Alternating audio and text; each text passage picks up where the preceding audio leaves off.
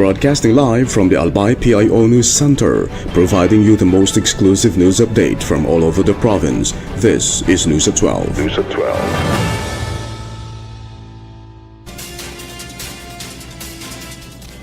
In the local scene, the provincial government of Albay is expanding its subsidized RISE initiative to cover low-income provincial capital employees, including minimum wage earners and job order workers.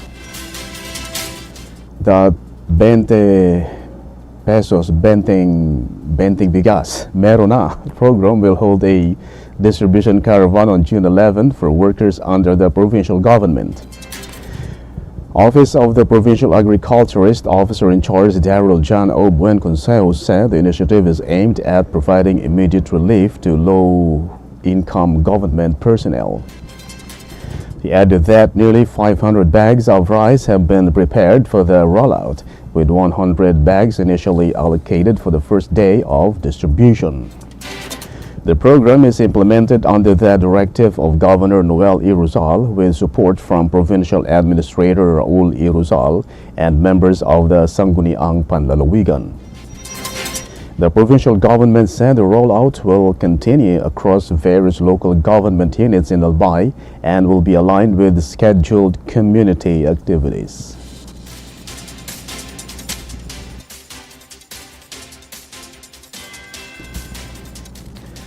In other story,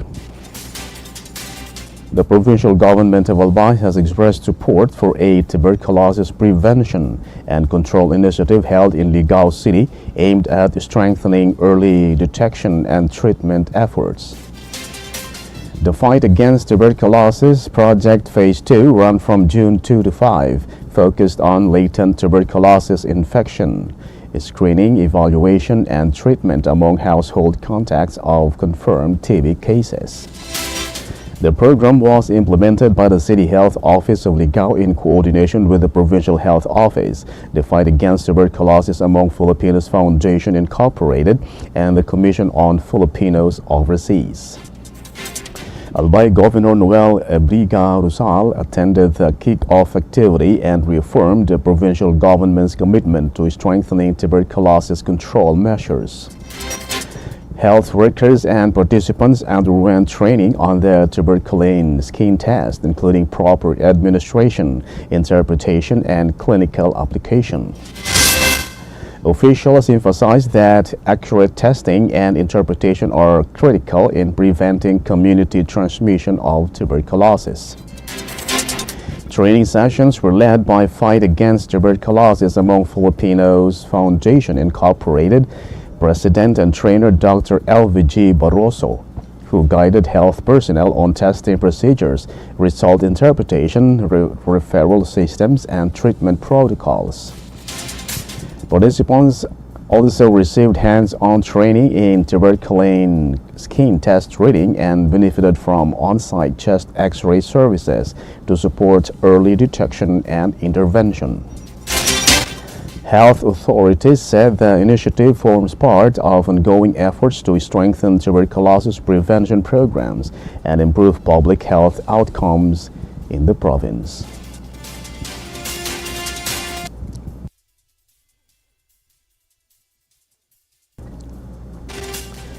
In other news, more than 1,000 indigent senior citizens in the municipality of Pulangi, Albay, received their social pension during a payout led by the provincial government of Albay.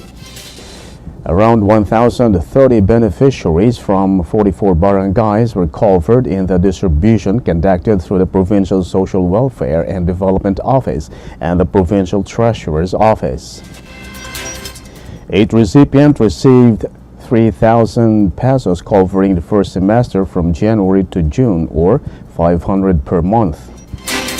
Provincial authorities said the distribution in other local government units will continue and is expected to be completed within the month. They added that additional payouts across several municipalities in the province's 1st and 3rd districts are scheduled in the coming days.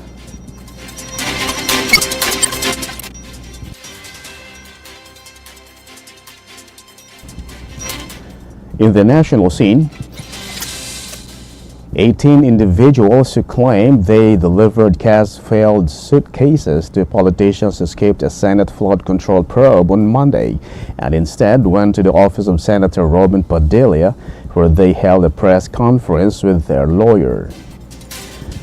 Senator Erwin Tulfo said the group had been invited to the hearing but did not respond, while Senate leaders questioned why they refused to appear despite being inside the Senate building. Senate President pro tempore Sherwin Gatchalian said the former bodyguards should have attended the hearing to explain inconsistencies in their allegations and answer questions directly. The claims, first raised during proceedings led by Senator Alan Peter Cayetano, implicated several high-profile officials in an alleged kickback scheme, though all those named have denied the accusations. A dispute over Senate leadership continued as Senator Francis Pangilinan defended the recent reorganization, while a group of 92 lawyers argued it was unconstitutional and could affect the impeachment trial of Vice President Sara Duterte.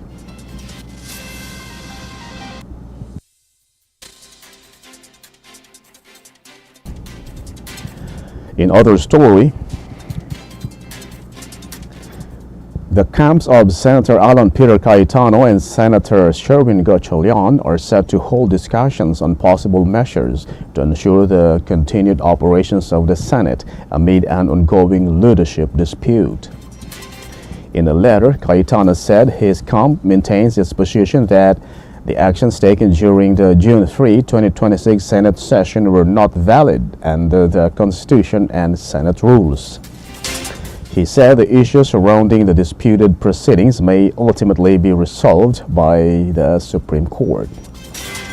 Cayetano also emphasized the need for the Senate to continue its work, maintain public services, and allow the impeachment proceedings to move forward without interruption.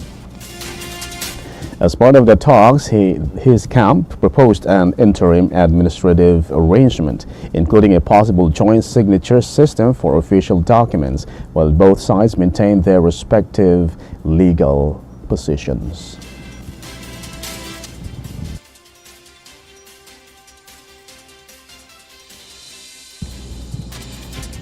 In other news, former Health Secretary Francis Duque III appeared before the Sandiganbayan First Division on Monday as the court began hearing his graft case involving the transfer of 41.46 billion pesos in the Department of Health funds during the COVID-19 pandemic. The case centers on the 2020 transfer of the funds to the Procurement Service of the Department of Budget and Management (PSDBM) for the purchase of face masks, COVID-19 test kits, and other pandemic-related supplies. The Office of the Ombudsman alleged that the transfer delayed the procurement process because PSDBM lacked the technical expertise needed to assess and purchase the specialized health items required by the Department of Health. Investigators also said the items procured were not classified as common supplies, making the use of PSDBM questionable, while the agency collected a 4% service fee estimated at about 1.6 billion pesos.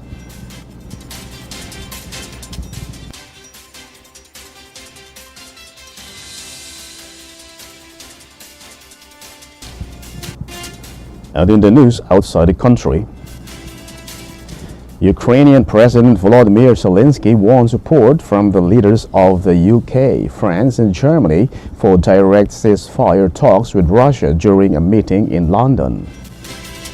The leaders backed negotiations involving Ukraine, Russia, the United States, and Europe, saying current battle lines should be the starting point for talks and that borders must not be changed by force. Zelensky again called for a face-to-face meeting with Russian President Vladimir Putin, saying Ukraine would not give up its territory or accept defeat. Ukraine also urged allies to strengthen air defenses after a Russian drone strike damaged part of the nuclear fuel storage facility near Chernobyl, though radiation levels remained normal. Attacks continued on both sides, causing civilian deaths in Ukraine and Russia as the war entered its fifth year.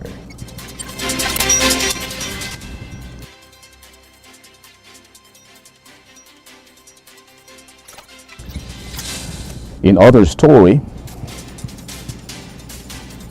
Israel said it was hit by several waves of missiles fired from Iran on Sunday, the first attack since a truce on April 8, with officials saying all were intercepted and no major damage reported. Air raid sirens sounded across parts of northern and central Israel, including Haifa, Caesarea, and Hadera, while emergency services said no deaths occurred, but some people were injured while running to shelters. Israeli military officials called it a serious escalation and vowed a strong response, while Iran said the strikes were a warning after an Israeli airstrike on a Hezbollah area in southern Beirut. In response to rising tensions, Israel said schools would remain closed on Monday as the wider conflict between Israel, Iran, and Hezbollah-backed forces continued to intensify.